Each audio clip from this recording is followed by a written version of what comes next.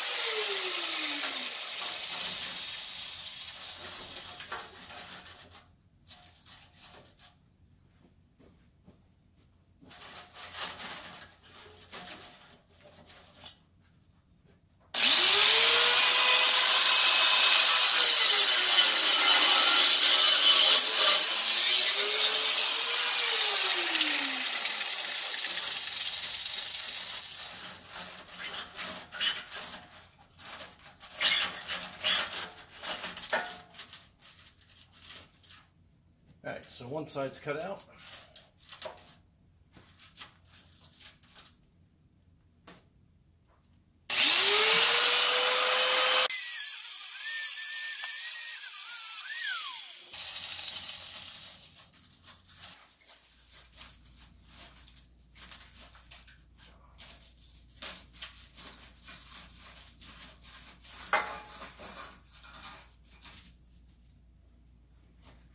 All right, so that's your section. And when you go to your auto store, you want to measure and you want to find a piece that is roughly about the same size. It's going to be a little bit smaller. Like so, this one is a 9-inch piece of flex pipe. I'm going to look for one that's probably be about 6 to 7 inches, just because I want to make sure that I add some tubing on either end so I can like sandwich this in between and get the pipe splatted up real nice together. I'm going to clean this little fitting up here before I go to the store so I know exactly how much piping I need, since that's a tough spot to get. So I'm going to hit it with the angle grinder.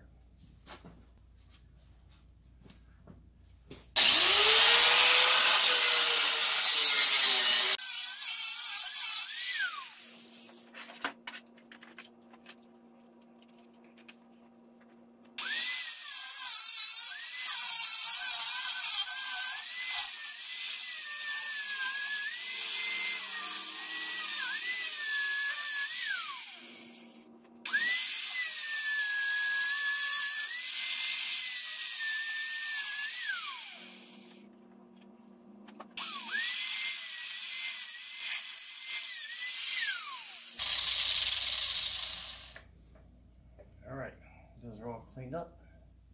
Now, let's go to the auto store. All right, back from the auto store, and I picked up a 10-inch piece of flex pipe.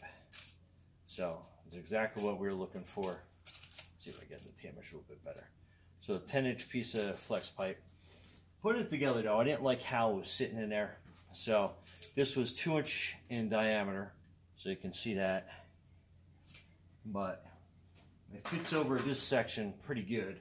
But then coming up here, I wasn't too happy with how I was going to have to do a butt weld up there. And a butt weld is basically having two pieces of pipe come together like this. I'm actually going to slip the pipes inside one another. And I'm going to have this little extension piece. So it's going to make a little bit more for like an extra weld, but it's going to make a stronger joint up here.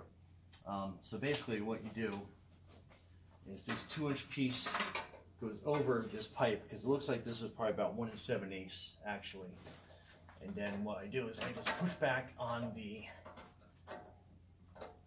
exhaust a little bit, and then you can get this piece of pipe in here.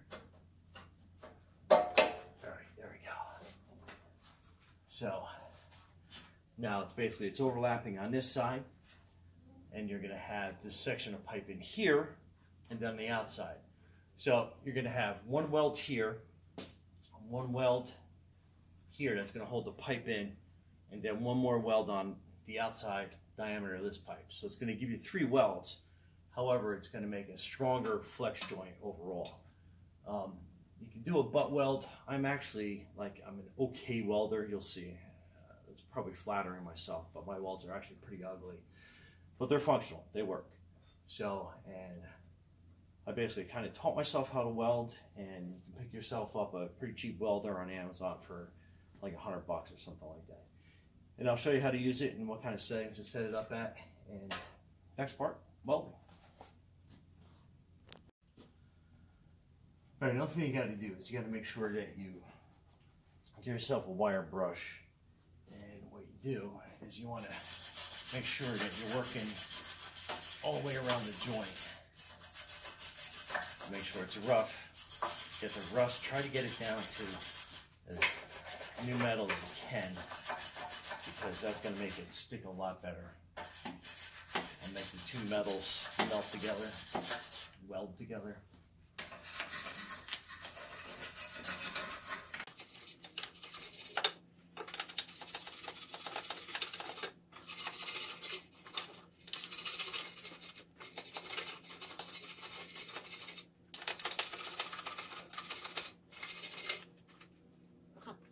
all you gotta do for prep work.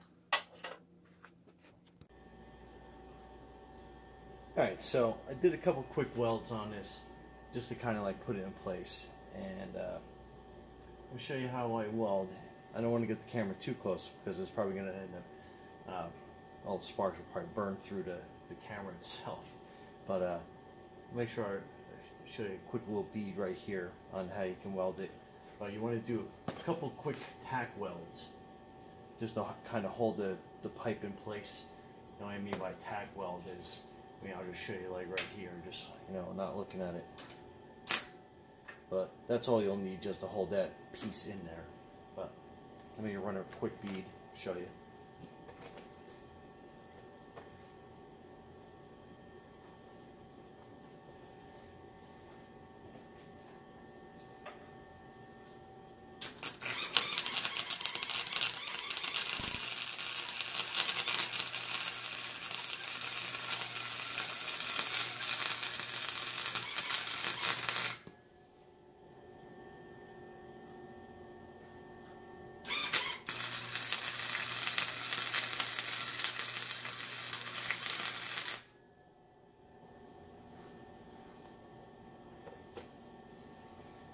Alright, so that's a quick weld right down the side. So it's basically sealing the pipe, the two end pieces together, and you can tell even with that little bit done and some of this over here, it's definitely a pretty good weld. Like I said, underneath the car, if you have ramps and stuff, you'll definitely be able to get a pretty good angle on this. The toughest part is going to be the top over here, and basically what I kind of end up doing is I'll just angle it. I'll just angle that on top. Let me see if I can get a good angle on that. But you have enough room to get on top. Something that I use to cheat a little bit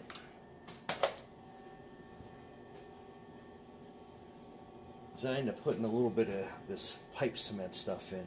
I'll leave the link below, but it's got some iron in it as well, so it's just not like regular cement. And I always like to do my welds when I'm done, just to make sure that I don't have any like little pinhole leaks or something that the exhaust is going to sneak through. But this stuff works pretty good, and like I said, I like to use it as like kind of like my finishing up product on the welds I do, just because welds are pretty ugly. But just wanted to show you that this is something you can definitely do, you know, in your garage, you know, outside, and let me give you a glimpse of what the welding unit looks like.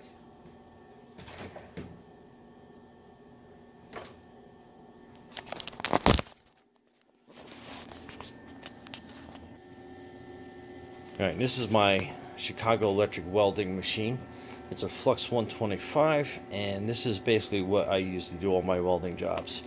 I have it set for max, and I give it about a 5 for the feed speed, wire feed speed on that, and it will not burn through for the most part. Well, you definitely got to keep that wand moving. Anyway, hopefully you guys found this helpful. And let me see, those are some ugly welds, but believe it or not, they hold pretty good. And like I said, putting a little bit of this cement stuff will help finish off the weld and make sure that there's no leaks whatsoever. Anyhow, hope you guys found that helpful. Thanks for watching and subscribing. Brian from Garage Mahal.